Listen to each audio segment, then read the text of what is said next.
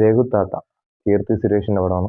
OTT-ലൊക്കെ നല്ല ട്രെൻഡിങ് ആയിട്ട് നല്ല ഒത്തിരി വ്യൂസ് ഒക്കെ ആയിട്ട് മുന്നേറിക്കൊണ്ടിരിക്കുന്ന ഒരു ചിത്രമാണ്. നമ്മുടെ OTT-ൽ അവൈലബിൾ ആണ്, എല്ലാവർക്കും എടുത്ത് കണ്ടുവെക്കാവുന്നതാണ്. അപ്പോൾ ഈ പടം ഒരു ചെറിയ ഒരു എൻ്റർടൈനറാണ്.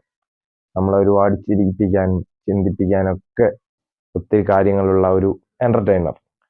ഭയങ്കരമായിട്ട് നമുക്ക് പൊട്ടിച്ചിരിപ്പിക്കുന്ന തരത്തിലുള്ള കോമഡികളൊന്നുമല്ല, പക്ഷേ നമുക്ക് എൻജോയ് ചെയ്ത് കണ്ടുകൊണ്ടിരിക്കാവുന്ന ഒരുപാട് നർമ്മ മുഹൂർത്തങ്ങളുള്ള ഒരു കുഞ്ഞു മനോഹരമായ ചിത്രമാണ് രഘുത്താത്ത.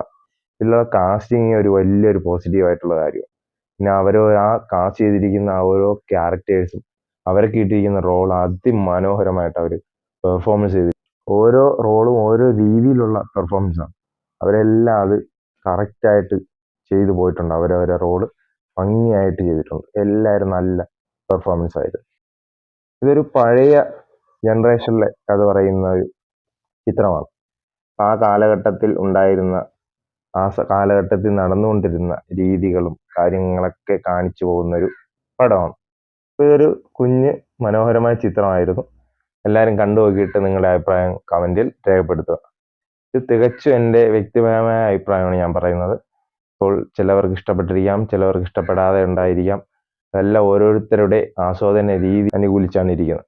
താത്തയും ചെറുമോളും ചില്ലറക്കാരല്ല.